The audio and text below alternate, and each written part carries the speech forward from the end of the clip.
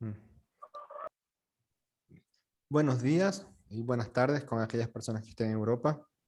Juan Pablo Lucelli es una de ellas. Bienvenidos nuevamente al curso Lectura del Seminario 20 de Jacques Lacan. Gracias. Buenos días. Buenos días. Es la segunda clase. En esta ocasión nos acompaña Juan Pablo Lucelli.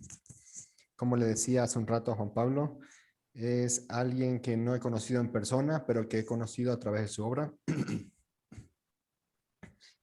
Presento a Juan Pablo y iniciamos. ¿Comenzamos? Le presento primero y luego ya Okay. para que... Juan Pablo Lucelli es psiquiatra y psicoanalista practicante en Biel, Suiza.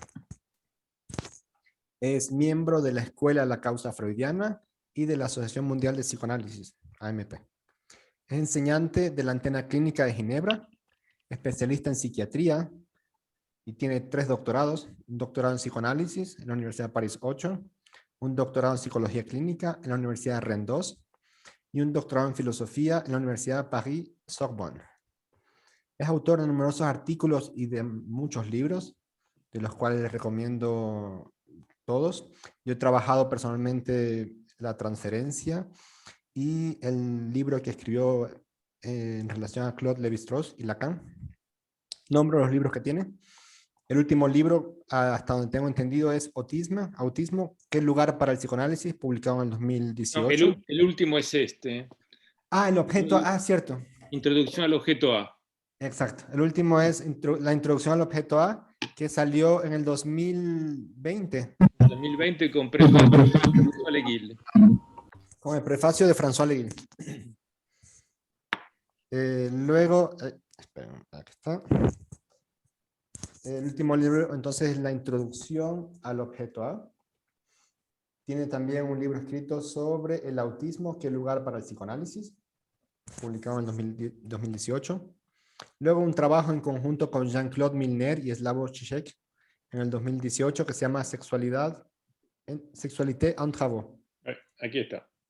Ese todavía no existe la traducción en español, ¿no? No. Okay. Luego está Lacan de Vallon a Kojève 2017, que me parece, por lo que vi en Facebook, hay un proyecto o una idea de poder traducirlo al español. Luego está Lacan con y sin Lévi-Strauss. Ese me parece que salió publicado en Grama Ediciones, en la versión en castellano. Y luego hay una serie de libros que publicó en la Presse Universitaire de Rennes, en Pure. Está Metáforas del Amor, 2012. El malentendido de los sexos, 2011. La transferencia de Freud a Lacan, 2009. Y hay su primer libro me parece que es sobre el libro La Perversión, publicado en el 2005. Asimismo es coautor con Jean-Claude Milner del libro La Claridad del Todo. Entonces quiero agradecer a Juan Pablo por haber aceptado esta invitación y estoy muy contento de escuchar qué tiene que decir a propósito del capítulo número 2. Adelante, Juan Pablo. Le agradezco mucho, gracias por la invitación. Puse una remera de Clark University, que es donde yo di una charla en 2019 y donde Freud fue en 1909 con Jung. Estuve en el mismo lugar y, digamos, 110 años después, ¿no? Ok, gracias por la invitación. Voy a tratar de ir directo al tema. El capítulo 2 se titula Al Jacobson. Roman Jacobson es el lingüista que ustedes conocerán de nombre al menos. Es un lingüista ruso que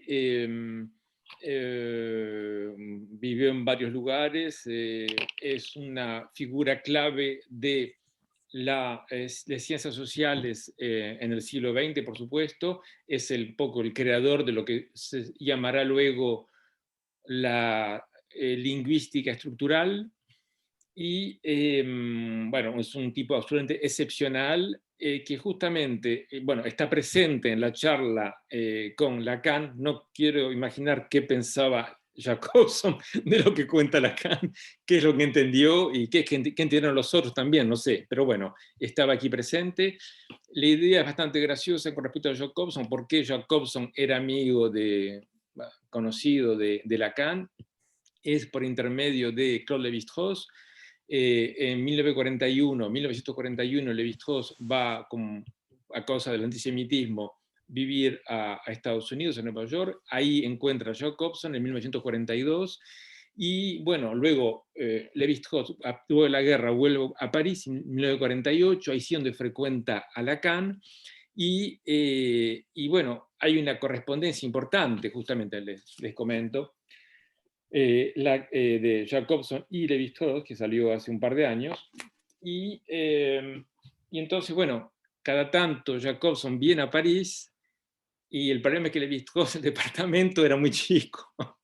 Entonces le dice, conozco a alguien, Jacques Lacan es un psicoanalista, y la casa es bastante grande. Entonces parece ser que Lacan llevaba a Jacobson a Guitrancourt, que era la casa, la quinta que tenía en las afueras de París, y así se conocían.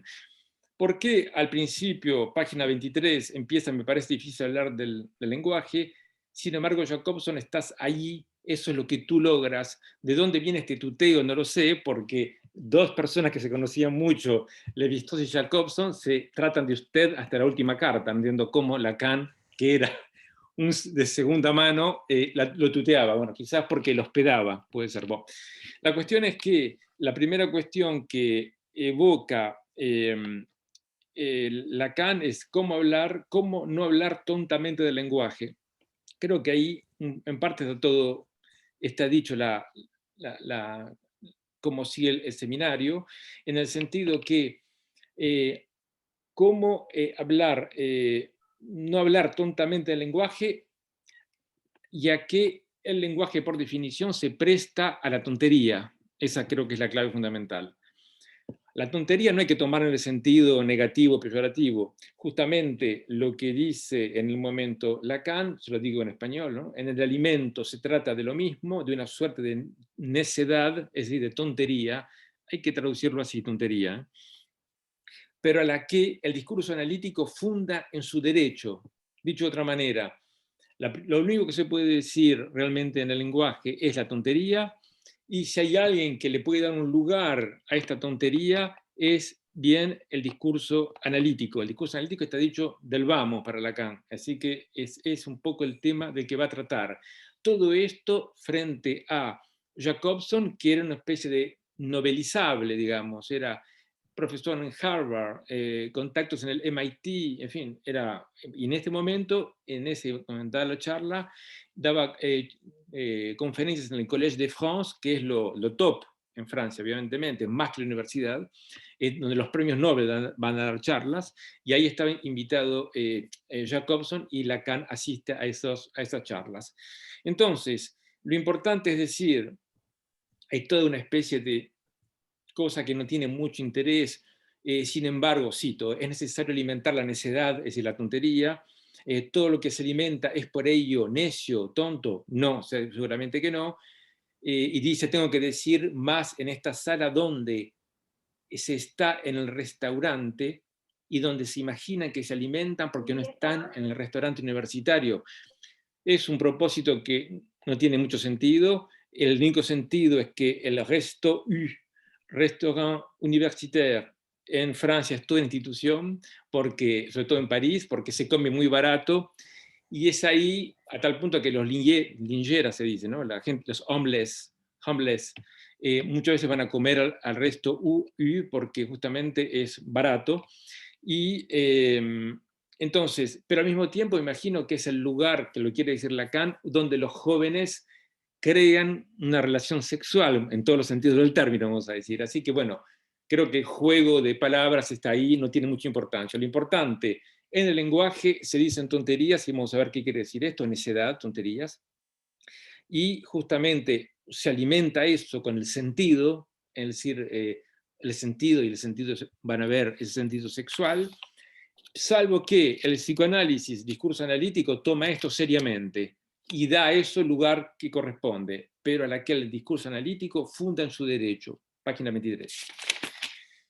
Luego empieza a poner las cosas del vamos, les pieds dans les plats, como se dice en francés, es decir, empieza diciendo, un buen día, página 24, me di cuenta que era difícil no entrar en la lingüística a partir del momento en que se había descubierto el inconsciente. Esto es todo un tema. Vamos a decir, un buen día, Lacan, no se sabe muy bien cómo.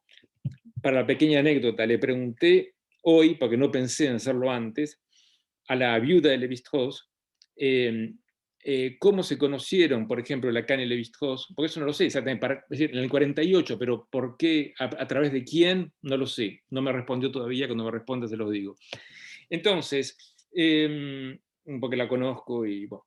Entonces, lo importante es que Jacobson y Lévi-Strauss estaban en el New School of Social Research, en la Escuela Libre de Altos Estudios, en la Fundación Rockefeller, y ahí es donde Lévi-Strauss se impregna de la cuestión de la estructura, más que del lenguaje, entiendan, la estructura, y luego encuentra a Lacan, y Lacan dice, es esta la clave, es el tema de la estructura, que es el que me va a hacer decir otra cosa sobre el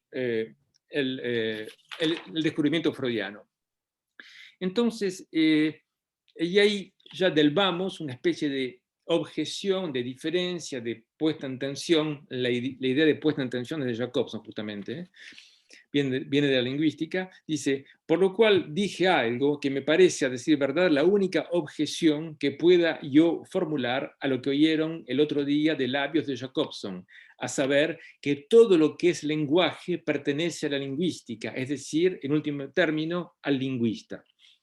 Justamente él dice, no creo que sea así, y no es que no le conceda esto, dice, pero, dice Lacan, si se considera todo lo que de la definición del lenguaje se desprende en cuanto a la fundación del sujeto, tan renovada, tan subvertida por Freud, patatín y patatán, no se puede decir que la última palabra sea la de la lingüística y la del lingüista, y es por eso que quizás tendría que llamar a esto la lingüistería. Bueno, ¿qué quiere decir lingüistería en este contexto? Por un lado, para ese linguisterie en francés, para el francés más o menos refinado, digamos, ¿no? Esto reenvía a la sofistiquerie, sofistiquería. Es decir, que no es, y sofistiquería quiere decir un poco más lento. Sí, pero Adriana, mi síntoma es que hablo rápido y que hago todo rápido, así que no creo que me cure esta tarde. Así que bueno, haré lo posible, pero a cada vez me piden lo mismo. Entonces, ¿qué es la lingüistería? Uno no puede no entenderlo en francés con respecto a la sofistiquería. Sofistiquería quiere decir hacer algo un poco sofisticado, parecer que es un poco extraño, es decir, un poco traficar el término. Es decir, que si usted es psicoanalista, trafica un poco la lingüística, ¿por qué no? Y ahí se entiende otra cosa, que es el psicoanálisis. Muy bien. Pero si uno es aún un poco más sofisticado, justamente, en la palabra, si es verdad lo que digo, sofistiquerie, entonces sofistiquería, está la palabra sofista.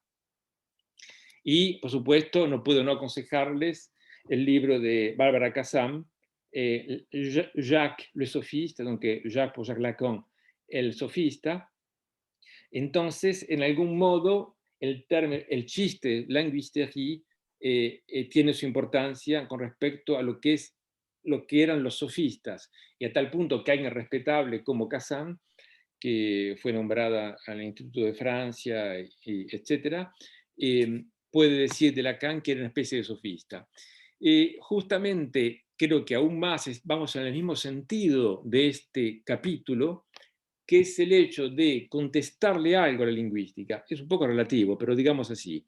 ¿Y qué es lo que va a contestar a la lingüística Lacan? El hecho de que, se los digo ya, el psicoanálisis pone entre paréntesis todo referente. Si usted dice la mamá, No hace falta que sea la persona que es la señora que está aquí, que es la mamá del niño, etc. Quiere decir, es un significante, digamos, ¿no? Es decir, que el significante no reenvía necesariamente a una referencia, a un objeto al cual se hace referencia.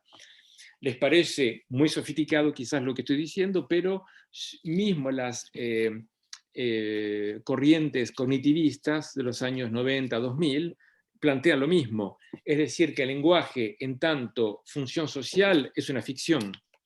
Poco importa si el auto es un auto, etcétera, etcétera. La manera que tiene el ser hablante, como se diría en psicoanálisis, es justamente poder hablar de cosas que no existen. O, para dicho de otra manera, de poner en relación cosas que no tienen ninguna relación. Me acuerdo de esta definición de Éric Laurent, una vez en Suiza, justamente, en el 2010, y dice que es un discurso finalmente poner en relación cosas que no tienen ninguna relación. Y justamente todo lo que va a ser dicho respecto a la bêtise, la necedad, la tontería, la relación sexual, es que pasamos nuestro tiempo a poner en relación cosas que no tienen ninguna relación. El COVID con la política, en fin, poco importa, los rusos con los americanos, el virus chino, son delirios, evidentemente, pero son delirios que funcionan y crean y son lazos sociales. Entonces, a partir del momento, se podría decir, en que hay, por ejemplo, para Trump, un virus chino, quiere decir que el referente está abolido, porque el virus no es chino, por ejemplo. No hay ninguna posibilidad que sea chino. No es de ningún país. Entonces, eso realmente es lo que critica la objeción que hace Lacan a la lingüística y a Jacobson, que se encuentra aquí. De tal manera que se puede decir, y los digo para que no se vuelvan locos con la frase que sigue luego, que es disparatada, dicha por Lacan, les digo de luego, la consigna del psicoanálisis y la observación que hace Lacan, espero que hablo lento ahora, ¿no? La observación que hace Lacan es que olvídense del referente. No, pero el virus es un virus biológico, ninguna importancia, es un virus chino y millones de americanos piensan que es un virus chino, etcétera, etcétera.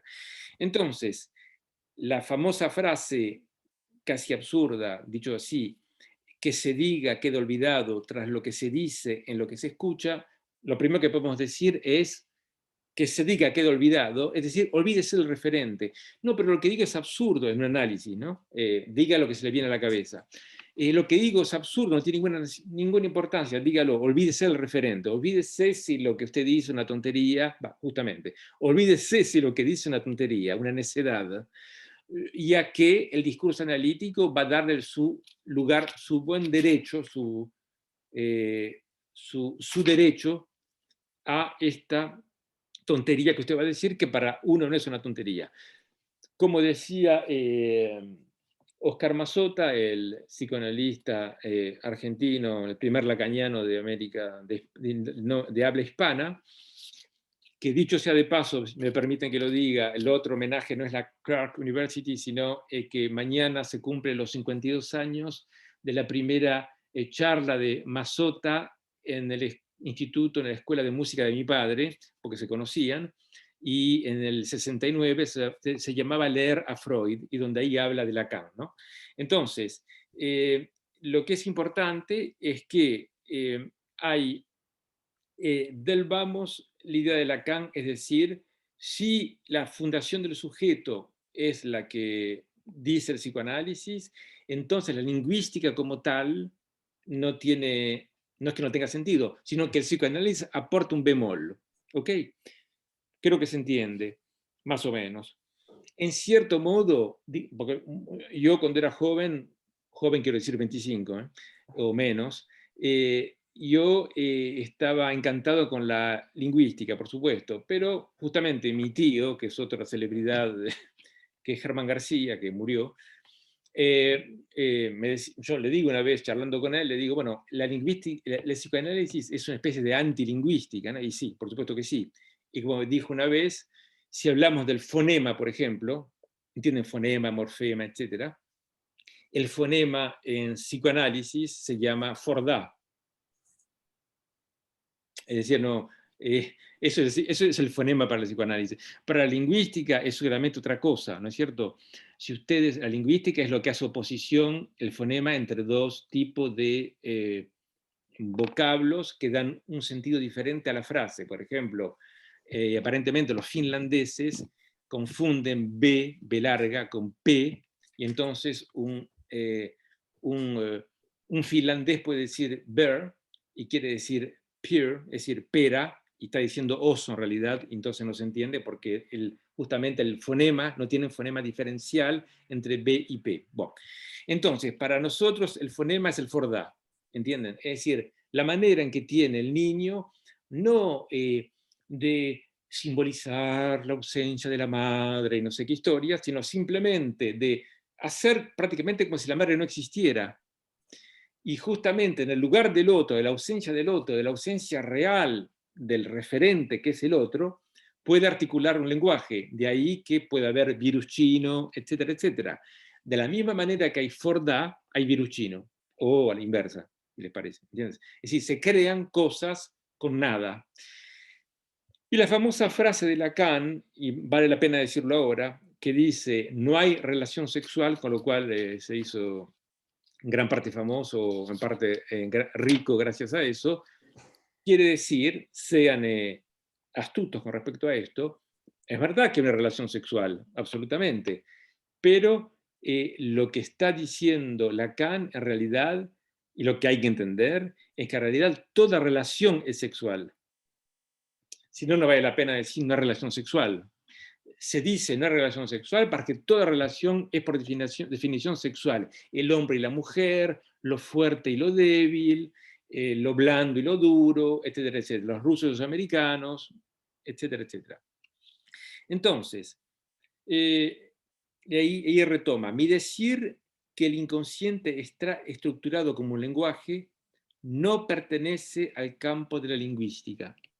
Es muy interesante este término porque efectivamente decir que el inconsciente está estructurado como un lenguaje, como diría Milner, con quien hicimos este libro en su momento, y con ese otro libro con Zizek, es una redundancia en realidad, es una tautología, porque si uno es serio, todo lo que está estructurado como un lenguaje.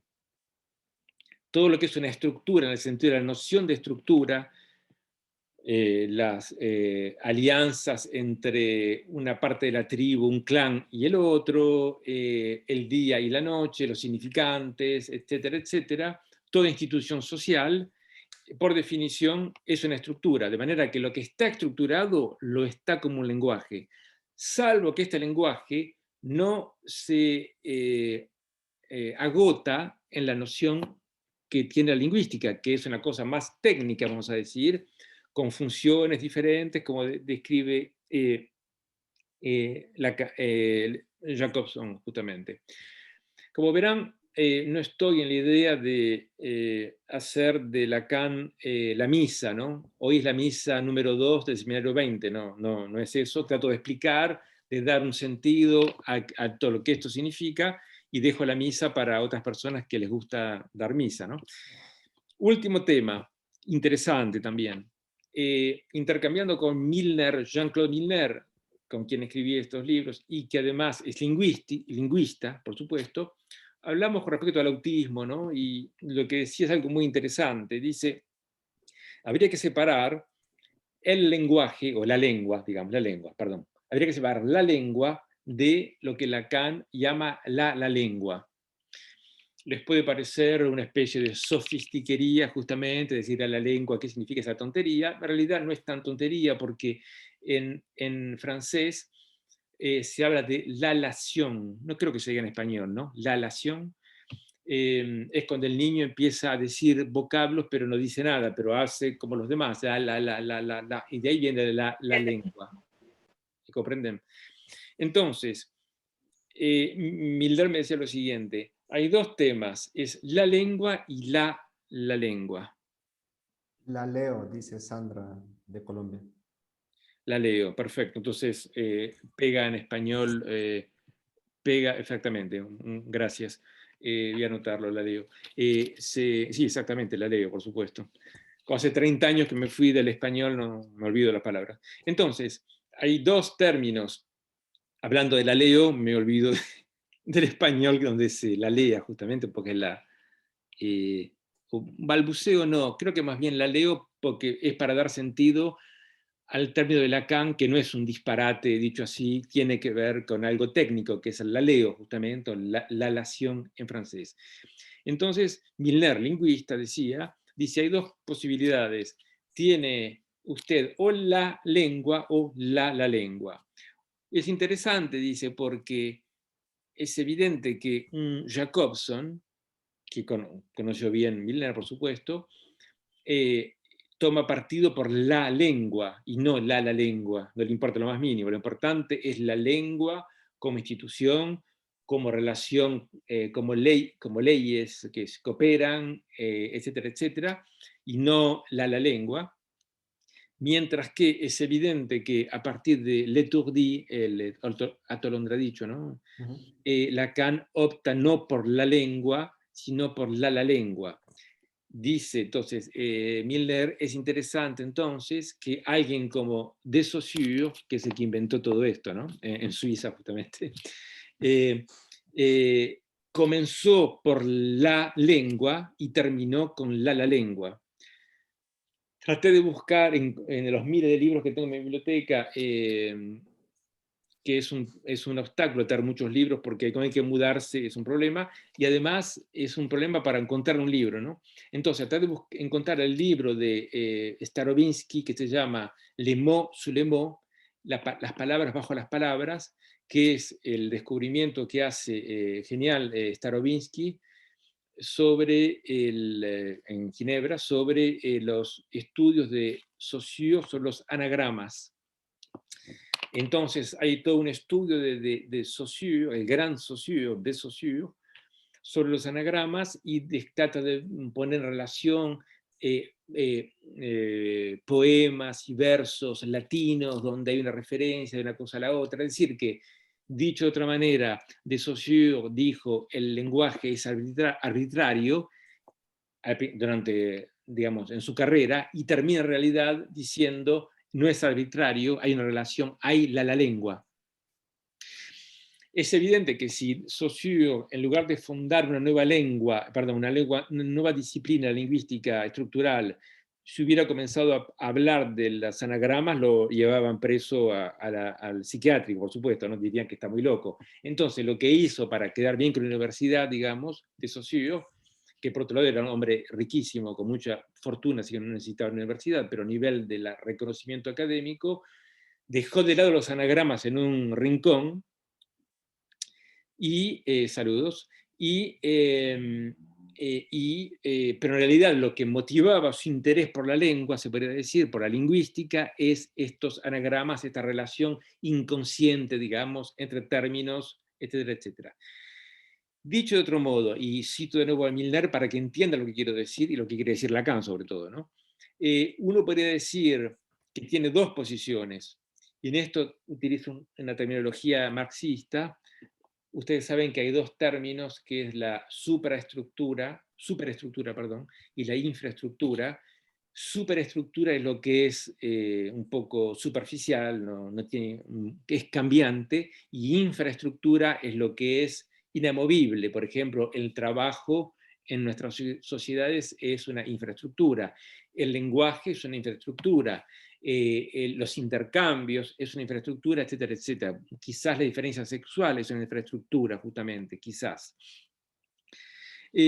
Pero entonces dice, hay dos posibilidades, dice Milner, o bien la langue es una superestructura y la lengua es una infraestructura, es lo que pensaría un Jacobson, es decir, lo que es realmente sólido, lo que no cambia es la lengua, o bien al revés, como Lacan, se podría pensar que justamente la lengua instituida como tal es una superestructura, es finalmente cambiante, y lo que no es cambiante y es a la base es la langue, la lengua, que es la infraestructura, y es lo que nos constituye como tal. En este sentido, se puede decir que el Forda descrito por Freud y sobre el cual vuelve Lacan, es una infraestructura. Es decir, es algo que necesariamente uno tiene que estar conectado a fonemas o a un par de oposición. Bueno, aquí para que entiendan un poco qué es lo que lo que Lacan entiendo que quiere decir. La famosa frase que se diga queda olvidado significa justamente que lo que se diga, es decir, diga cualquier tontería, diga cualquier cosa, olvídese el referente, ya que lo importante va a ser lo que usted puede desprender de lo que se articula a pesar suyo, ¿no es cierto? Si quiere les digo una pequeña confesión personal de mi análisis, mis dos análisis, pero el primero que hice en la Argentina. En un momento, yo tenía 23 años, y le digo a Aníbal Lacerre, que es de Argentina, no termino así, digo en un momento, pero un lapsus total, digo, no todo el mundo es inmortal. Justamente al revés, no es todo el mundo es inmortal. No todo el mundo es inmortal. Entonces, Lacerre, que ya era astuto en su momento, dijo, bueno, quiere decir que hay al menos uno que no lo es, bueno, etcétera, etcétera. Digo, sí, eso es olvidar, olvídese que evidentemente hay mortales e inmortales. Seguramente para mí, mi super yo, en el sentido de Lacan, que lo digo, es decir, de lo que te obliga a hacer, etcétera, etcétera, es que pasar a la inmortalidad, digamos, y era un poco mi síntoma del momento, o quizás el actual también, ¿no? Además de hablar rápido. Ok, entonces lo que se diga, diga lo que se le ocurra, y ahí en lo que escucha, justamente en lo que Lacan llama en el seminario 11 un decir menos tonto, justamente, la necedad de la tontería, un decir menos tonto que se desprende a partir del hecho de que en algún momento empieza a decir uno tonterías, es decir, no todo el mundo es inmortal, etcétera, etcétera. Ok, entonces, pasemos ahora al tema que casi le diría cuando me invitaron, Luis, seminario 20, dijo, seminario 20, y después dije, no, está bien, es el capítulo 2, primero porque es Jacobson, pero también porque hay un tema que me interesa, y es esta idea de Lacan de cambio de discurso. Sí, el amor es un signo de cambio de discurso. Ahí, no sé si podría, voy a tratar de leerlo, cita justamente un poema de Rimbaud. El poema de Rimbaud es pésimo en español, al menos lo que yo encontré. Les leo, página 25. Un golpe de tu dedo en el tambor descarga todos los sonidos e inaugura la nueva armonía. Bueno, un paso tuyo es la leva de los hombres nuevos y el comienzo de su andar. Bueno, tu cabeza se mueve el nuevo amor, tu cabeza se mueve el nuevo amor. No sé, no tiene nada que ver esto. Su cabeza se mueve, no es dicho en francés. En francés, ¿dónde lo puse?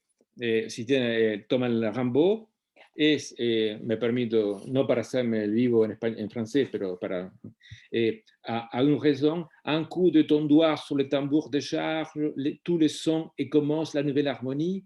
Un pas de toi, c'est la levée de nouveaux hommes et leur en marche. Igual, esta es la frase. Ta tête se détourne, le nouvel amour. Ta tête se retourne, le nouvel amour. La cabeza que se retorna, quiere decir esto, por ejemplo, me doy hacia atrás, miro hacia atrás, que alguien que viene atrás, por ejemplo. No es que se mueve, es fundamental, porque el hecho de darse vuelta hacia atrás es toda una temática desde la época de los latinos, de los griegos, ¿no? Y hay tragedias sobre el tema, pero sobre todo tiene importancia en Lacan, esta es mi interpretación al menos, porque, como saben, Lacan comienza a trabajar el estallido del espejo en los años 30, toma mucho de Henri Vallon, pero en realidad, digamos, le roba a Vallon, pero lamentablemente se olvidó de robarle algo importante, y es que lo que dice Vallon es que cuando el niño se reconoce delante del espejo, todo eso, lo importante no es eso, sino que en un momento se da vuelta para ver justamente la persona que está detrás, y que eso es lo que lo pone en la realidad. En todo caso, Vallon era un psicoanalista, era un positivista, en cierto modo, ¿eh? Entonces, lo que quiere decir Vallon es que para que haya un referente de lo que digo en la realidad, en la imagen, es importante que, por ejemplo, el papá que aparece ahí, porque el ejemplo es del papá, como se da vuelta, la persona esta que está atrás, en la realidad corresponda a la imagen que yo veo en el espejo, la mía propia, pero también la del otro, y que entonces el otro tenga un asidero, digamos. Lacan se olvidó de robarle eso, pero cuando analiza el caso Dick, en el primer seminario de Lacan, Escritos Técnicos, ahí vuelve sobre la importancia y del darse vuelta, este asentimiento, como dice Lacan, se acuerdan probablemente, y lo que vuelve en los años 60 es sobre el informe de Daniel Lagache. Es importante para el niño que pueda en algún momento contar con el asentimiento del testigo que es el otro, justamente. Bueno, la cuestión es que, entonces, en el seminario de la angustia, Lacan dice, si el niño no se da vuelta y queda captado por la imagen, se sonó.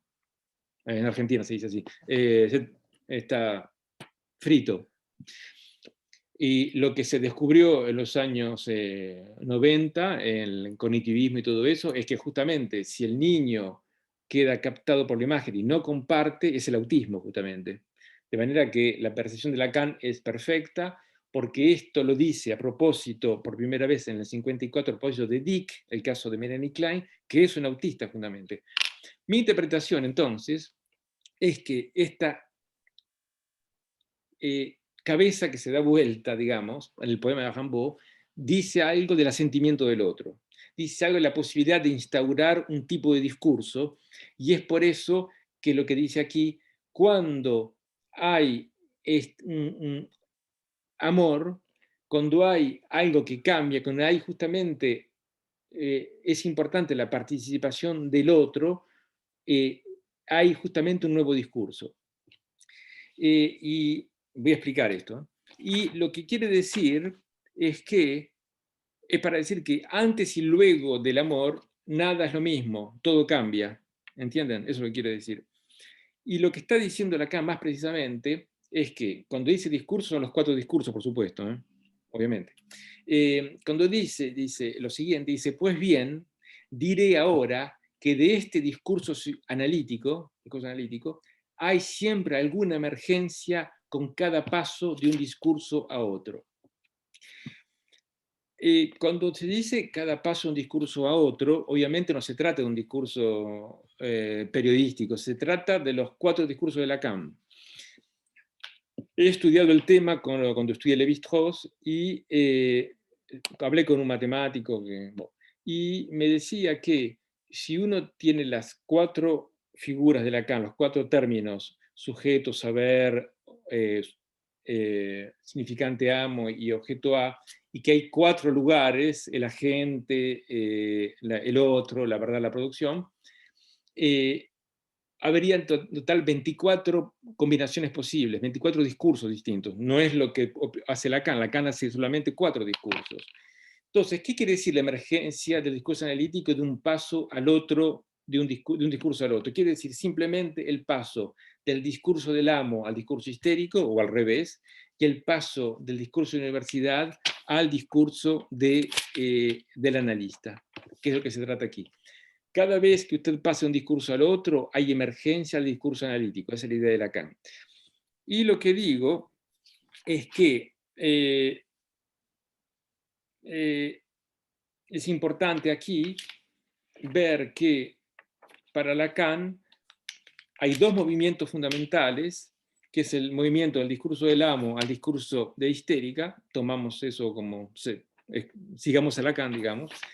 Y el pasaje del discurso de universidad al discurso analista.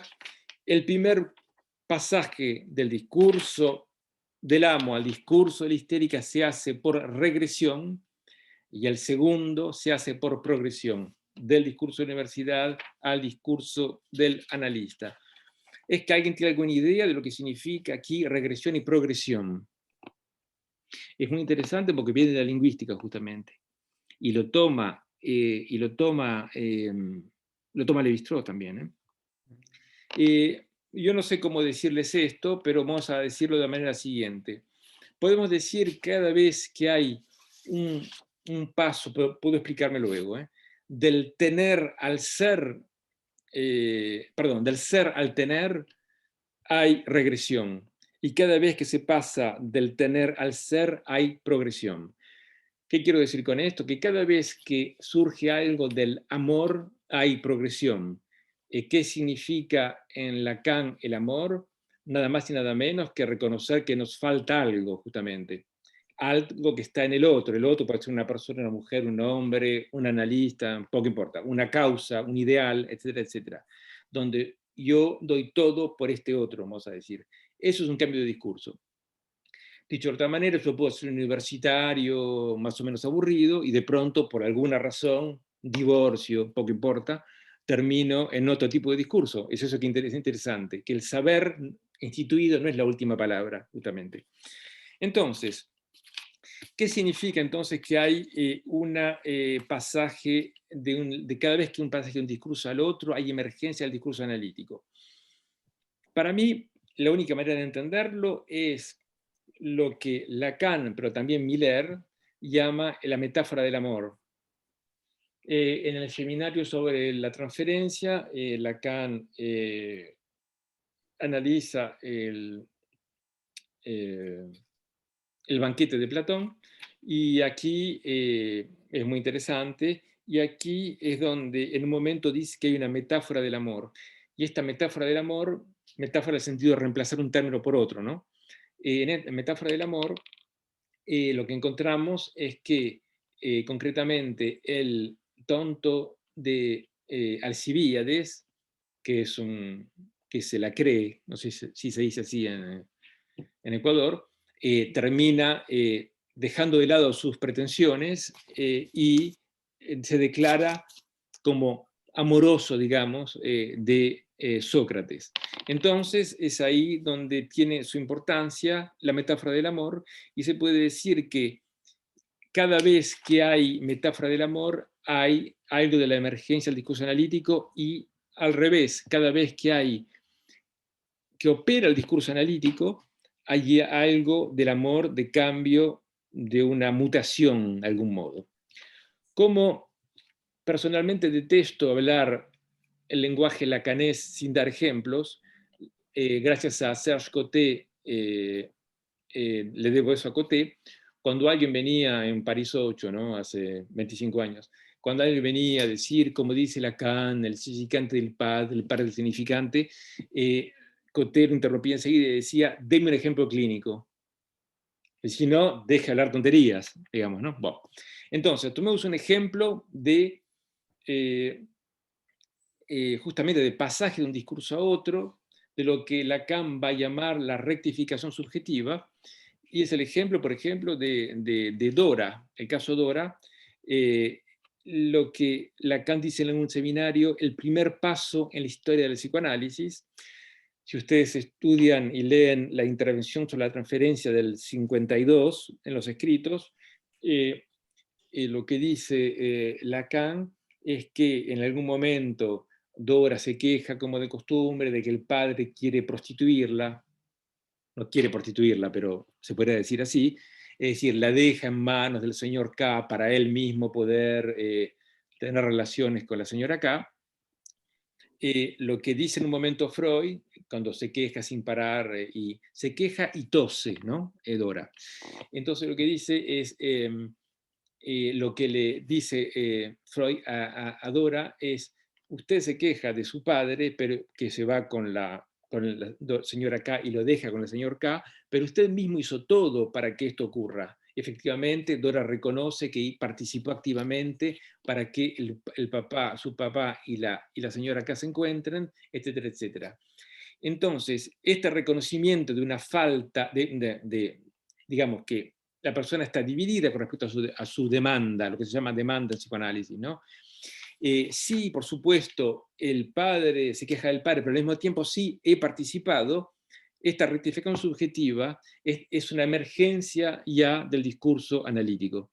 Es una rectificación en Dora a tal punto que lo que hace es esa manera de pasar de amada, justamente en todos los sentidos del término, amada, decepcionada por el amor, etcétera, a reconocer que ella misma le falta algo y que participa activamente en la cuestión.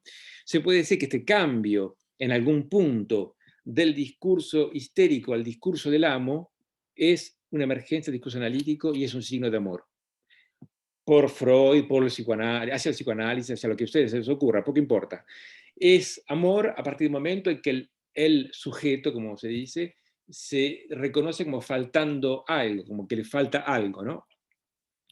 Por un lado está en la queja histérica y por otro lado reconoce que está determinada por significantes, digamos, los significantes de... entonces se puede decir que Dora, cuando dice tiene razón, da...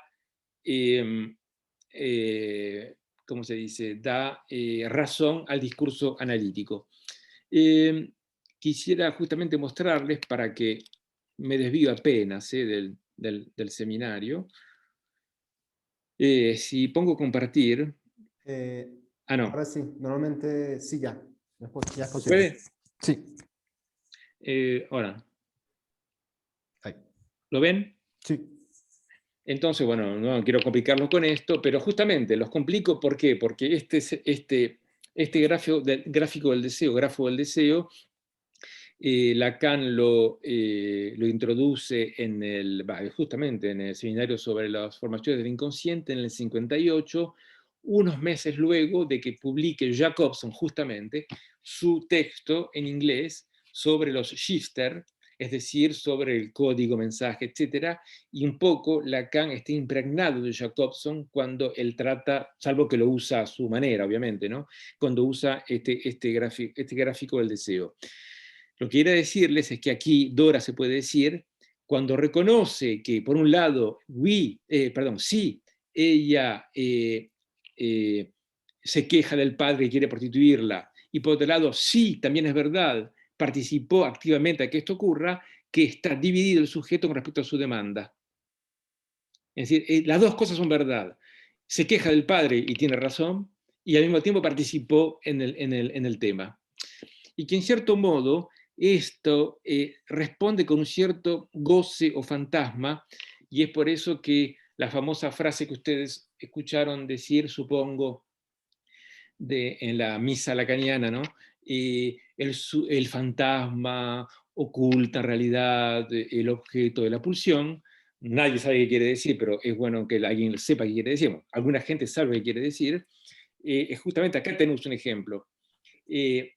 Por un lado, el síntoma oculta algo del fantasma, Dora tose, justamente Freud dice, como me di cuenta cuando reconoció esto, el primer paso de la historia del psicoanálisis, como me di cuenta que cuando Dora se quejaba del padre, al mismo tiempo tosía, me dije que la tos era un síntoma histérico, dice Freud, y que estaba en relación con respecto al papá y toda esta historieta. Y entonces, dice Freud, le he dicho que su tos tiene significación sexual, y no, dice, Freud dice, me parece, dice, en un momento dice, el paso siguiente que Lacan aísla justamente, ¿no? Dice, por un lado, Dora dice, mi padre es muy rico, Vermorgen, perdón, es decir, potente. La manera irónica en que lo dice, esto deja entender, dice Freud, que el padre es impotente sexualmente. Entonces Freud le sugiere esto a Dora y Dora dice sí, que lo pensó. Entonces dice Freud, bueno, pero si es verdad lo que dice, es un poco contradictorio que usted diga que tiene relaciones sexuales con la señora acá, al mismo tiempo que es impotente. Y ahí Dora dice, usted sabe que hay otras maneras de satisfacer a una mujer, y no solamente por la penetración. Entonces, Freud le pregunta, ¿se refiere al contacto de sexualidad oral? Y Dora dice, sí, por supuesto me refiero a eso. Entonces, la idea de Lacan es decir que atrás de este fantasma, de esta relación sexual que el Dora inventa, vamos a decir, inventa y no tanto, ¿no? Entre el padre y la señora K hay un fantasma de cunilingus, dice. De ella misma, Dora, una mujer, hacia la señora K, una mujer. Eso quiere decir que el fantasma esconde el objeto pulsional. Otro ejemplo que doy, no quiero hacerla muy larga tampoco, pero justamente en mi salgo de aquí, salgo de aquí, en mi justamente introducción al objeto A, doy el ejemplo justamente de un paciente que viene a verme durante un tiempo. El síntoma que tiene es el síntoma de los celos. La chica con quien sale, pero sale y no sale, no está muy claro, se acuesta con otros hombres. Entonces, justamente, en cierto modo, él elige una mujer un poco ligera, a tal punto que dice cosas un poco que no son muy incoherentes. La chica se llama Caroline, y Caroline en Francia es una mujer ligera, no entiendo qué relación hay, pero bueno, poco importa. Y entonces, lo importante es que él tiene estos celos, pero al mismo tiempo reconoce que la idea misma de pensar que esta chica puede acostarse con otros lo excita sexualmente. Y en realidad ahí está el fantasma, ¿no? Que alimenta su... y justamente Miller, el texto se llama L'objet jouissance, el objeto goce, revista La Causa Freudiana 2016, número 94, donde dice, el neurótico dice, hay una elección del objeto en el neurótico, el fantasma como pantomima es presentado por Freud, el neurótico infeliz exige ciertos rasgos particulares en el objeto de amor, en este caso, que la mujer sea un poco liviana, digamos, bueno. Salvo que justamente eso mismo lo decepciona, pero si no tiene eso, la mujer no le interesa justamente, una mujer fiel no le interesa más. Entonces, y en el movimiento mismo, dice Miller, donde el objeto lo decepciona, por ejemplo, dice Miller esto, la exigencia de fidelidad, este objeto satisface al sujeto. Más la mujer se acuesta con otros, más lo decepciona y más lo excita justamente, y es lo que dice. Bueno, ahora bien, ¿qué es lo que excita en este muchacho, esta mujer? No es solamente que se acueste con otros, sino el hecho de poder imaginar que él ve esta escena donde a esta mujer, en Argentina se dice, se la cogen. No sé si se dice en Ecuador. Y bueno, relaciones sexuales. Entonces, y entonces ahí uno esto con otro texto muy interesante de Miller, creo, que se... No, perdón, simplemente el curso que hizo en el 83 sobre el fantasma, del síntoma fantasma y retorno, donde dice, un fantasma muy común en el hombre es, si me permiten el argentinismo, se coge a una mujer. ¿Cómo se diría en Ecuador? No sé. Se coge una mujer. Bueno, se coge una mujer y entonces, o dice, o una mujer escogida, un poco como se pega un niño, ¿no? Un niño es pegado, y donde justamente lo que sale en esta idea es la pulsión escópica. Es decir, que está en una especie de voyerismo de ver cómo se cogen a la mujer, poco importa, una mujer cualquiera. Entonces, y la frase genial me parece a mí, de Miller, es donde dice, la mujer se complace de ser vista cuando se la cogen, digamos, vamos a decir. Entonces, una vez más, el fantasma de este sujeto en relación con su síntoma de los celos está en realidad sostenido por un objeto pulsional, el objeto escópico. Es decir, algo que eso sí lo excita y lo pone en su lugar. Volvamos entonces a la idea. Cuando se pasa de un discurso a otro, Dora, del discurso de quejarse del padre, a reconocer que ella misma, etcétera, etcétera, hay emergencia del discurso analítico. Esta emergencia del discurso analítico significa que hay algo del amor que surge, y si hay algo del amor que surge, el sujeto no es el mismo. Eso en todo caso la apuesta al psicoanálisis. Si el psicoanálisis dice tonterías, bueno, eso no es mi problema, no lo inventé yo. Pero lo que quiero decir es que la apuesta al psicoanálisis es esta, que hay algo que puede hacer modificar, puede haber una mutación en el sujeto y que esta relación a este dicho que es diferente justamente del referente en cuestión, si volvemos a Jacobson. Para la pequeña historia que les conté, el muchacho cuando me cuenta todo esto, la sesión siguiente tiene que venir y no viene, que ocurrió un efecto terapéutico negativo. Una vez que dijo su fantasma no viene más, y no es eso, sino que hizo un pasaje al acto con respecto a lo que me contó, es decir, el hecho de que otros hombres cogen con la Carolina en cuestión, y lo que hizo es se emborrachó, caminando por París en la noche, vio a 4 idiotas ahí, hombres, muchachos, que están un poco en buscar pelea. Él, que además es pequeño, en lugar de seguir de largo, va a afrontarlos y le terminan pegando y termina con la cara así. Dicho de otra manera, luego de haber dicho esta historia de la mujer compartida con otros, lo que surge justamente son los otros como rivales, ¿no? Los hombres en los cuales imaginariamente está confrontado en su fantasma. Bueno, entonces, cada vez que hay pasaje de un discurso al otro, hay algo del discurso analítico que aparece, hay un cambio del amado al amante, el sujeto reconoce una falta en algún punto, porque si no, no hay pasaje, y es lo que le importa a Lacan. En la página, no sé, perdón, 28, justamente, Lacan vuelve de nuevo, porque no olvidemos que Lacan, el personaje Lacan, tiene a Jacobson adelante suyo, con los demás, tiene un premio Nobel adelante de él y tiene que decir algo más o menos pasable, ¿no? Entonces lo que dice es que vuelve al tema de la lingüística y vuelve al tema de los anagramas. Entonces dice, como lo señaló Jacobson ayer justamente, no es la palabra lo que puede venir a fundamentar el significante.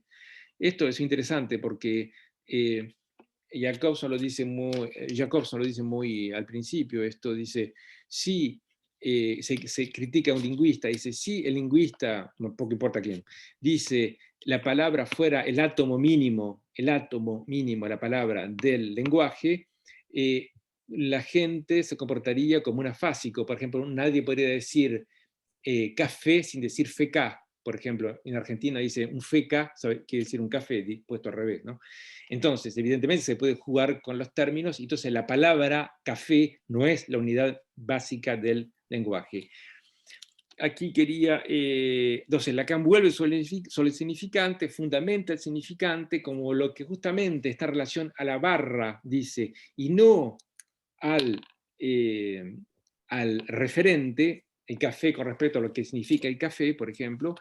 El otro ejemplo que quiero darles es, bueno, un tango argentino que ustedes no conocen, pero si hay algún argentino quizás sí, pero si el argentino es relativamente joven no va a conocer. Bueno, el día que me quieras, en un momento Gardel dice, un rayo de luna hará nido en tu pelo, pero Gardel hablaba rápido como yo, así que no dice así, un rayo de luna hará nido en tu pelo, y la gente entendía arácnido en tu pelo, es decir, una araña.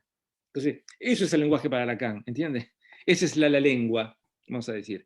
Un rayo de luna arácnido en tu pelo, entonces podemos imaginar la cabellera de la mujer con una araña, horrible. Bueno. Entonces, para los fóbicos está muy bien en todo caso. Entonces, ese es el otro ejemplo interesante, es de Michel Leiris, perdón. Como hablo en español, hablo mal el francés ahora. Michel Leiris. Michel Leiris, que no es cualquiera, es un genial escritor, pero también es él quien iba a las clases en los años 30 con Lacan, con Bataille, con Raymond Queneau, a los cursos de Kojève. Bueno, entonces lo que dice aquí en este libro, bifur, no es nada como texto, porque bifur sabe decir el hecho de bife, es decir, tachar. Justamente tacho la palabra porque no es el referente a lo que me interesa. No es hará nido en tu pelo, sino arácnido en tu pelo, una araña en el pelo, etcétera, etcétera. Entonces, lo que dice aquí es una cosa muy genial, empieza así, se llama heureusement. Lo que se dice en francés es heureusement, es decir, por suerte, felizmente, pero él dice una vez, cuando era chico, hay un soldadito que se le cae, se puede haber roto el soldadito, no se rompió, y dice, heureusement, dice Leiris cuando era chico, y alguien le dice, no se dice heureusement, se dice heureusement. Entonces dice, en realidad es heureusement, dice, lo habría para mí, escritor, les traduzco, un eslabón de todo ciclo semántico. Interesante, ¿no? Porque si Leiris hubiera estado aquí en la charla, hubiera dado razón a Lacan más que a Jacobson. Ok. Entonces, el otro término, para dar un ejemplo de esto, lo que utiliza Lacan es el ejemplo de página 28. Busquen en el diccionario la expresión beber a porrillo. ¿Qué quiere decir eso? Imagínense en Argentina, nada de nada. No sé, en Colombia quizás, no sé, o en España quizás. Quiere decir, bueno, en francés, à tire larigot. Tire larigot quiere decir que, no sé cómo se diría, sin parar. Empezó a comer, no sé cómo se dice la palabra, empezó a dar medicamentos, à tire larigot. Enfin, bueno, lo quiere decir, si ustedes buscan à tire larigot, tiene un montón de expresiones y no se sabe muy bien de dónde viene, es algo equívoco. Bueno, es lo que dice Lacan para dar más hincapié, y es ahí donde cita los anagramas de Saussure, página 28. Ok. Obviamente, para hacerse el sabio, habla un poco del cratilo de Platón. El cratilo de Platón, como saben, es un diálogo de Platón. De Platón llegaron a nosotros 36 diálogos. Uno de los diálogos es el cratilo, donde hay dos personajes, Cratilo y Hermógenes. Entonces uno dice que el lenguaje es arbitrario y el otro dice que no. Entonces lo que dice es que Saussure dijo a regañadientes que el lenguaje es arbitrario, pero en realidad está determinado por justamente el significante, que es equívoco y que es independiente del referente. Atención ahí, porque no es que tampoco Jacobson no diga que el referente no es lo único, ya que es un lingüista y que para él la lengua existe por las relaciones internas de la lengua y no solo respecto al referente. Pero es también Jacobson quien habla de la función metalingüística, es decir, referencial. Bueno, patatín patatán, la cosa sigue y bien, termina aquí Lacan hablando del uno, lo uno, para decir justamente que es esto lo que nos permite de aislar un significante y justamente decir necedades. Se puede decir que el uno, el significante uno, es tonto, y sí, por definición es tonto, pero al mismo tiempo es lo que crea algo que se acerca a la, vamos a decir, particularidad del sujeto. En el psicoanálisis se dice la singularidad del sujeto, pero es tal punto repetido, singularidad, singularidad, que prefiero no utilizar la palabra. La particularidad del sujeto, digamos, ¿no? Entonces, lo que dice aquí es que, por ejemplo, heureusement es un significante uno, por ejemplo, Fermogen de Dora es un equívoco, es un lapsus, es un significante uno, etcétera, etcétera. Entonces, ¿por qué el significante es tonto? Página 29, mi respuesta es tonto porque sirve al equívoco que alimenta al fantasma. Pero al mismo tiempo es el psicoanálisis que le da su pleno derecho. Página 23, funda en su derecho como tal. Recanati, patatín patatán, necedades en el psicoanálisis. Bueno, ¿qué más se puede decir acá de interesante? Quizás paro un poco aquí porque hablo demasiado. Sí, solamente un punto. El punto importante es, él habla de Parménides, lo importante de Parménides, puede decir como en tanto poeta Parménides y los griegos. Hay un texto que salió hace poco, se llama Lacan presocrático. No sé si ustedes saben qué significa eso. Digamos que, hablando con Milner una vez me dice, Lacan utiliza un tono presocrático. ¿Ok? Habla al revés, digamos. Habla quebrando la lengua. Habla violentando la lengua, porque si uno violenta la lengua de Jacobson justamente, no se va a ningún lado, sea es lingüista o cognitivista, pero no se va muy lejos. Entonces, lo que dice acá es que Parménides y los griegos antes de Platón, los presocráticos, son justamente no tan tontos. Y justamente es aquí donde les cito una vez más y termino con esto, Bárbara Kazan, se llama Elogio de la traducción, creo que fue traducido en español, sí, apareció en español hace un año, creo, donde da ejemplos geniales y dice, solamente para decir, cita Lacan, por supuesto, y para decirles el ejemplo que nos interesa, dice, el Parménides empieza diciendo, François Regnault se burlaba de eso una vez, ¿no? Dice, el poema del Parménides comienza diciendo, el ser es, el no ser no es. Entonces, Regnault dice, bueno, genial, con eso arreglamos todo. Y lo que dice Bárbara Kazan es que no es tan simple, porque no es lo que dice realmente un griego. Un griego lo que dice, no le cito el término en griego porque estudié griego en su momento, es lo siguiente. Y dice Parménides, el ser es, y el no ser es no ser.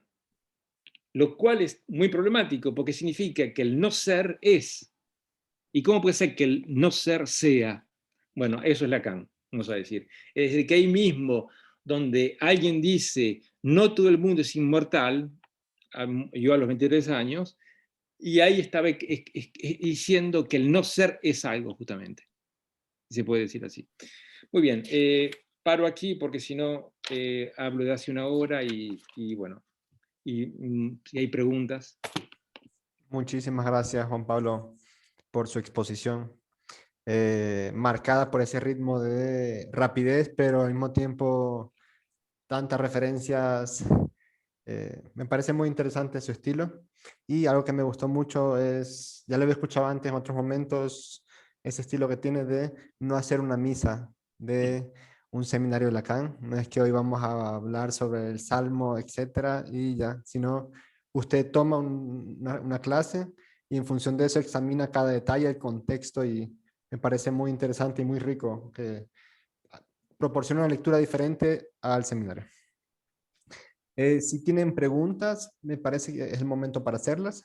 Tenemos... Mi tío Germán bromeaba diciendo que las reuniones lacanianas de los años 70-80 eran entre misa y té, entre las señoras que tomaban el té y la misa. Claro. Hay algo entonces, algo religioso todavía ahí. Claro. Entonces, me parece que Raúl tenía una pregunta. Raúl está en Venezuela. Él escribió una pregunta en el chat. Raúl, no sé si usted desea leer, preguntarla directamente o la leo. Para ver, para leer. Sí. Raúl, saludos de Venezuela. Lacan indica o se hace la pregunta, ¿por qué un hombre llamado normal no percibe que la palabra es un parásito, que es la forma de cáncer que agujerea al ser humano, y como hay quienes sí llegan a sentirlo? Punto de pregunta. Esta palabra parásito me hace pensar en todo lo que explicas. El tema es que no sé muy bien qué es el hombre normal. Ustedes saben muy bien que en un momento, no, Miller decía eso, perdón. Bueno, por un lado Lacan dice, Lacan dice, el hombre normal es el loco. Por otro lado, una vez Miller, hace mucho tiempo, decía, en realidad, lo normal sería ser psicótico. Es decir, que lo normal sería que justamente la palabra corresponda a la cosa, vamos a decir, como diría Jacobson, vamos a decir, los lingüistas o los cognitivistas, pero justamente no es lo que ocurre. Y un tema que ilustra esto perfectamente es justamente el tema del autismo como tal. El autismo como tal no busca una normalidad, justamente, es decir, que una palabra signifique esto y no otra cosa. El ejemplo que daba Éric Laurent, que se lo di yo al ejemplo, en realidad, dice, un niño seguido por Luquel, y decía, autista, él le gustaban mucho las letras, ¿no?, de magnéticas, y había puesto, y ponía A, B, C, pero cuando llegaba a la letra W era un problema, porque si la das vuelta es la M. Entonces, ¿qué es? MW, MW. Entonces, eso es el equívoco que el normal, el no loco, el no autista, juega todo el tiempo con eso, pero que no causa ninguna gracia en autista, ¿se entiende? Acabo de leer una cosa, unos deberes para una niña autista, ¿no? Y entonces, de la escuela, sobre Drácula, habla de los monstruos. Entonces, la maestra dice, Drácula habla de los monstruos, dice, si hay un monstruo que es todos los monstruos, es Drácula. Eso no va para un autista. ¿Cómo puede ser un monstruo todos los monstruos? Digamos, entiendo lo que quiero decir. Entonces, Lacan dice en algún momento que la histérica aristotelea, es decir, pasa del universal al singular, se puede decir justamente que el autista no aristotelea en lo más mínimo, que no le hace ninguna gracia, un monstruo, todos los monstruos no va, y me parece por eso que el parásito de la palabra, en realidad, vamos a decir, es la palabra social, es lo que hoy día se llama cognición social. Bueno, poco importa, es cognitivista eso, poco importa. Lo que quiero decir es que uno comienza por el chiste, y arácnido en tu pelo, patení patatán. Pero ¿qué ocurre si usted es un fóbico y que el arácnido en el pelo se transforma en una especie de síntoma? Y bueno, ahí justamente uno bromea menos. Para que algunos es un chiste, arácnido en tu pelo, para otros es un síntoma y se vuelve un síntoma, una araña, etcétera, etcétera. Entonces, ahí es donde el, el síntoma es una formación del inconsciente, pero no como las demás, consciente el cuerpo, digamos, ¿no? Muy bien. Hay otra pregunta de Álvaro Salazar, que está en Colombia. No, de Álvaro Rendón, que está en Guayaquil. Adelante, Álvaro. Hola, buenos días. La tengo escrita, pero bueno, un poco, Juan Pablo, me haces pensar cuando mencionabas el tema del Fordá sobre el par de oposiciones, y justamente acá en este seminario va a hablar sobre las fórmulas de la sexuación. Entonces, un poco mi pregunta hacia ti es cómo comprender la propuesta de trascender estas oposiciones hombre-mujer, por ejemplo, como lo propone Paul Preciado luego de su discurso del 2019 y saca luego también un texto escrito, y que es tomado justamente por las teorías de género. Mire, Ramón, Álvaro, le agradezco realmente la pregunta. Si tuviera respuesta sería millonario, seguro, porque es la pregunta del millón, como se dice. Yo lo que hago es en Sexualité en Travaux, sí, c'est ça, en Sexualité en Travaux, lo que hago es tomar ese tema porque justamente pongo a estudiar lo que los cognitivistas, criticado, muy criticado, porque fue políticamente incorrecto, Baron Cohen, es el que trabaja sobre el autismo, que trabaja también sobre el tema de la sexuación, digamos, en cierto modo, y él dice aquí, hay una cognición masculina y una cognición femenina. La cognición masculina es la sistematización, nosotros diríamos la obsesionalización, y la cognición femenina es la empatía, nosotros diríamos el síntoma histérico de la identificación, digamos, ¿no? Entonces lo que digo es que una vez más Baron Cohen nos enseña algo, pero algo que ya fue dicho por Lacan en el 70, es decir, que hay dos lógicas diferentes que operan, una que sería más bien masculina y otra sería más bien femenina. Es verdad que Lacan dice bastantes veces du côté du mal, du côté de la femelle, es decir, al lado del hombre, al lado de la mujer, no dice el todo y no todo, también lo dice, por supuesto, pero dice el hombre y la mujer.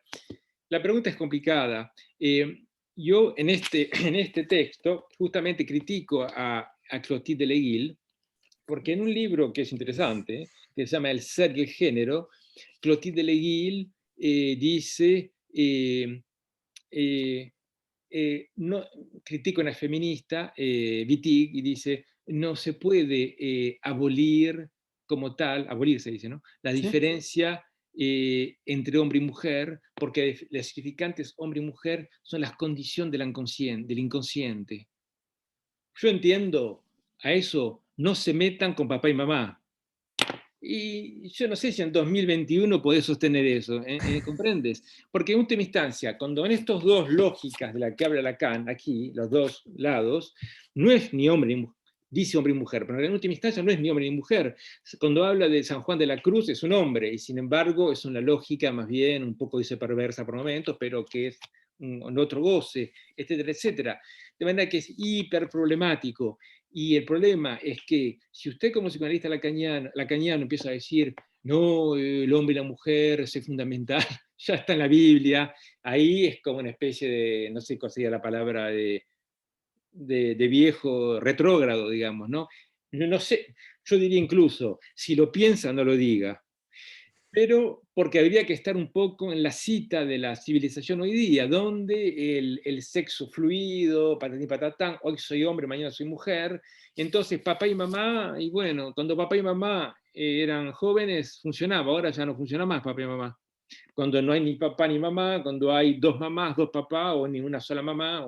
Entonces, me parece que es problemático y no sé si la respuesta es muy problemático. Todo lo que se pudo decir sobre respecto al falo, por ejemplo, ¿opera o no? ¿En qué casos opera, en qué casos no opera?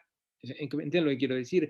Si el falo no es la última palabra, como diría Lacan, entonces, en cierto modo, da razón apreciado, por ejemplo. Entiendo lo que quiero decir. Entonces, es complicado. ¿Hasta qué punto, por ejemplo, además habría que distinguir orientación sexual, práctica sexual y género? ¿Qué quiero decir con esto? Que uno puede ser de género hombre, por ejemplo. Hombre, perfecto. Orientación sexual homosexual. Soy hombre, no hay ningún problema, no me siento una mujer. Soy hombre, pero soy homosexual. Y práctica sexual, ninguna. No quiero tener relación sexual. ¿Cómo explica eso? Entonces, no se puede decir que es una sola y misma cosa, ¿entiende? Entonces, hombres, mujeres o travestis, no travestis, es bastante complicado y me parece que es un tema cada vez peor va a ser en realidad. ¿eh? Y dentro de 10 años va a ser peor que ahora y que el psicoanálisis tiene que ser astuto, o los psicoanalistas, para actualizar este tema. Es lo que puedo decirle. Muy bien, muchas gracias. Juan Vicente Carrillo está en París. ¿Quieres hacer tu pregunta, Juan?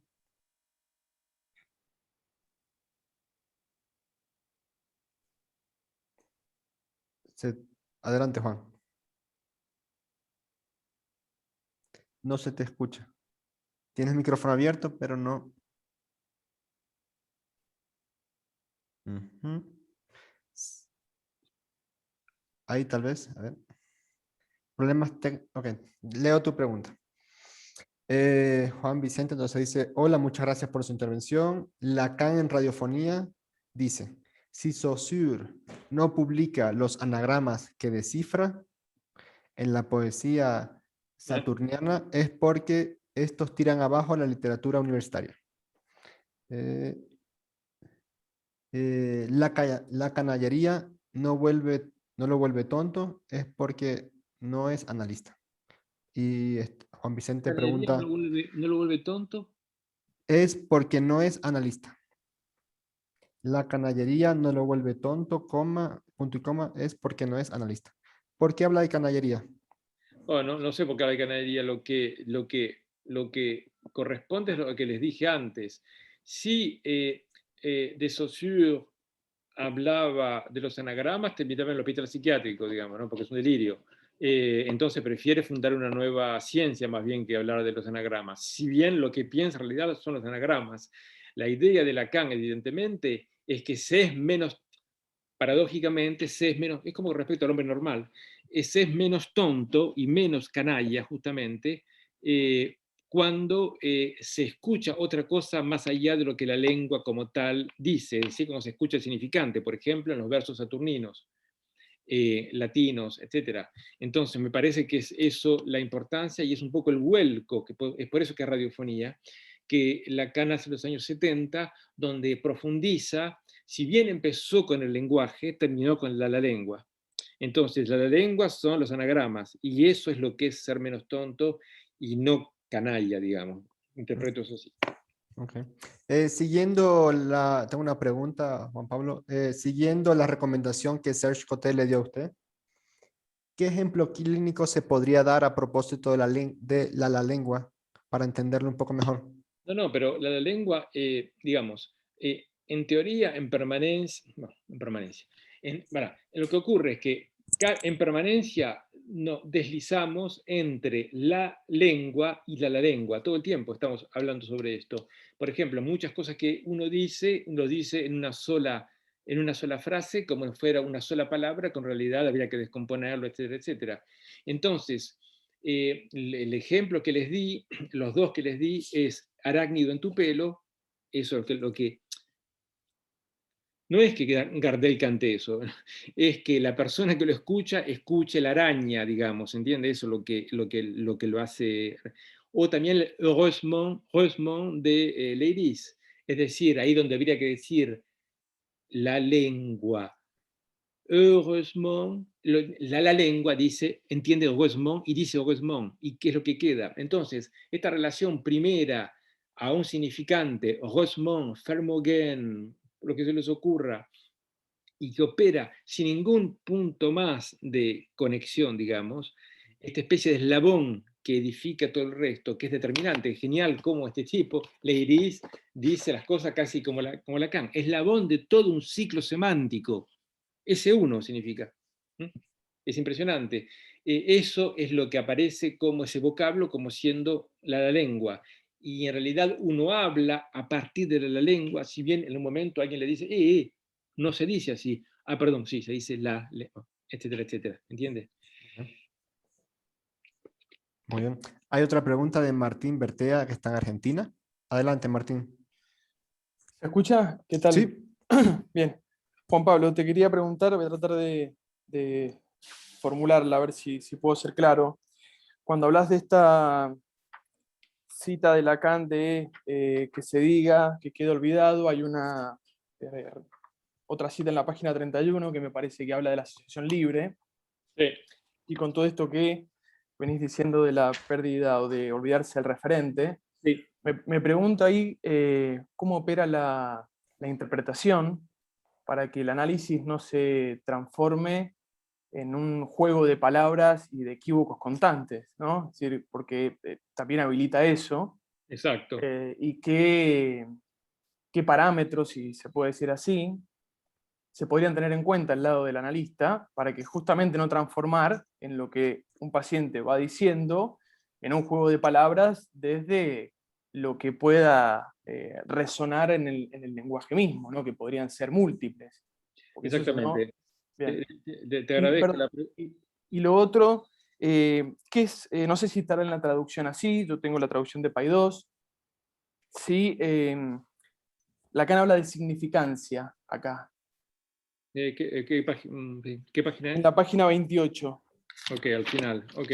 Entonces, Sí, podés decir algo de significancia, no sé si... Aquí no, evítate de ver en qué contexto lo dice, un segundo. ¿28? 28 al final, el penúltimo Sí. párrafo. Ok. Busquen ver a Porrillo, etcétera, etcétera, etcétera. Se llega a las explicaciones etimológicas más descabelladas. Es lo que está diciendo. Es un disparate ponerse a... Porque tú dices el delirio del psicoanalista, pero está el delirio del diccionario también. Claro. Lo más de etimologías disparatadas, no sé muy bien qué significa. ¿Qué quiere decir? Nada más que eso, la subversión del deseo. Creo que esa es la palabra fundamental. El deseo significa que, me repito un poco, es arácnido en tu pelo, es decir, evidentemente que es un arácnido en tu pelo, pero la persona escucha otra cosa. La signifiós me parece que es esto. ¿Qué quiere decir? Nada menos que eso, subversión del deseo. En ese es su sentido.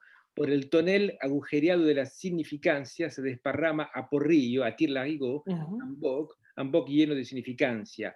¿Qué es esta significancia? En el nivel en que estamos, en lo que produce efecto de significado. ¿Cómo sabemos esto? No es Lucchesi quien te va a dar la respuesta, sino Leiris, eslabón de todo un ciclo semántico. Bien. Dice Rosemont, y eso produce un montón de efectos. Dora dice Vermogen, potente, ok, Freud entiende impotente, etcétera, etcétera, y al mismo tiempo no dice cualquier cosa, no va en todos los sentidos, dice un sentido preciso, sexual. Lo otro que quería decir es lo siguiente, es un tema delicado. Una vez más Coté tenía la costumbre de citar esta anécdota de Jung. Jung psicoanaliza a Otto Gross, que era un psicoanalista piola, interesante, pero que estaba completamente psicótico. Entonces no sabe qué hacer con Gross, le escribe a Freud qué pudo hacer, y entonces en un momento dice Jung, esta anécdota que recordaba Coté, genial, dice, es un paciente ideal. Cuando yo dejo de interpretar, es el que continúa.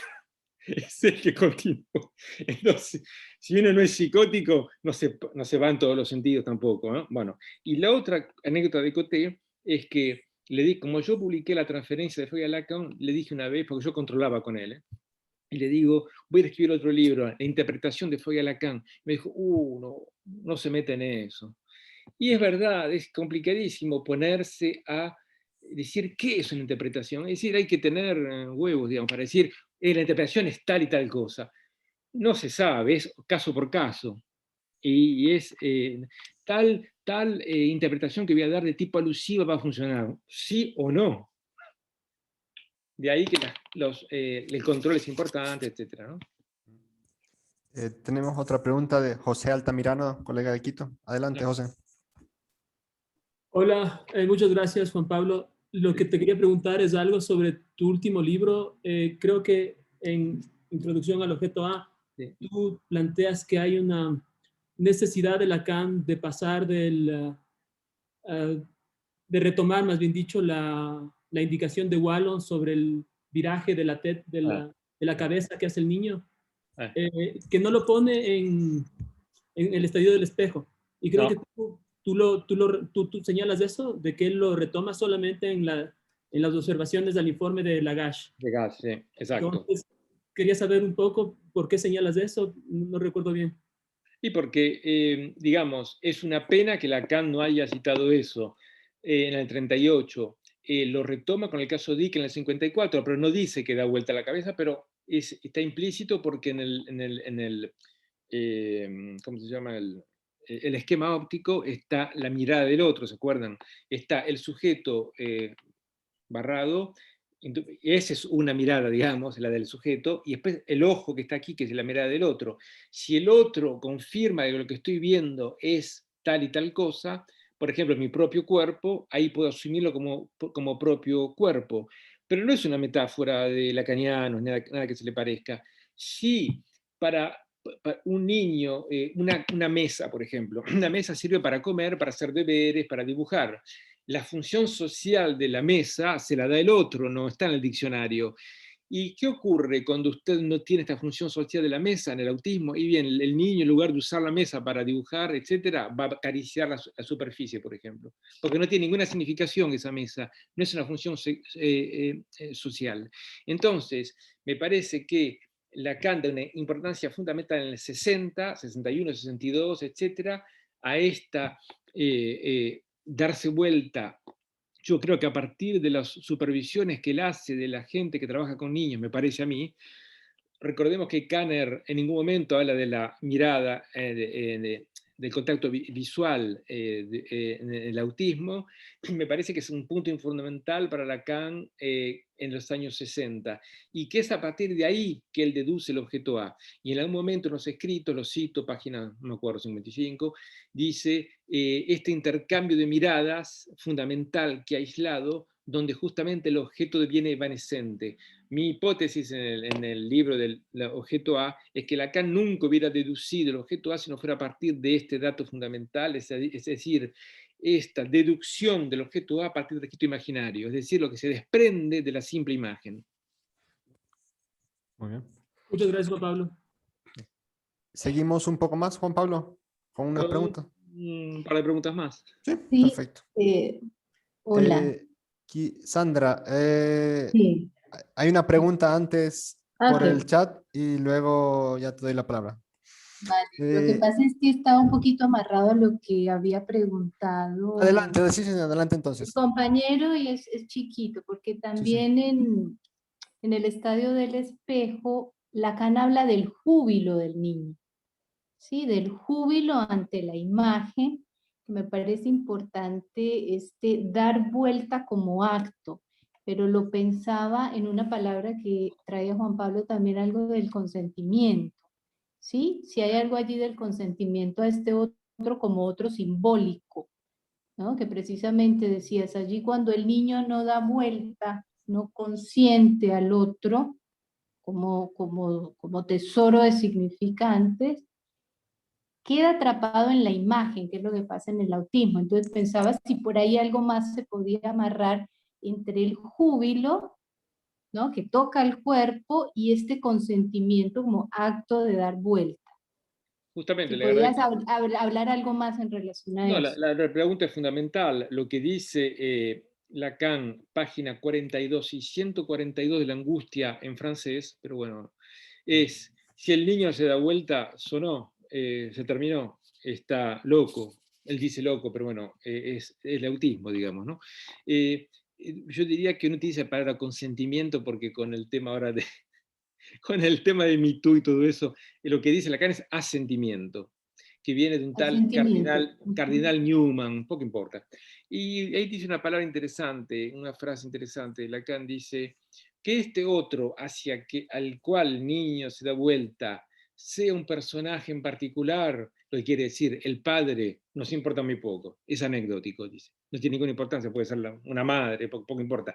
Ya es la función del otro, como separándolo justamente de esta jubilación estúpida, este júbilo estúpido del niño. ¿Por qué digo estúpido? Porque justamente un tal Kohler dice lo que llama la edad del chimpancé, es lo que cita Lacan en los complejos familiares, dice, es la edad del chimpancé. ¿Por qué? Porque al año de edad el niño es menos inteligente que un chimpancé, porque el chimpancé, si usted le pone un espejo adelante, hace dos cosas, o toma el espejo y ve que hay detrás, porque no le parece bien, le parece normal, o bien se enoja y lo aparta. Es decir, que es más inteligente el chimpancé que el niño. Entonces, esta función un poco tonta, pero fundamental, obviamente, del otro, como pregnancia simbólica, es lo que tiene que en un momento poder dejar de lado el sujeto y separarse y relativizar, justamente con respecto a lo que la mirada del otro como tercero dice, exactamente, eres tú, exactamente, es una mesa, etcétera, etcétera. Todo lo que falta.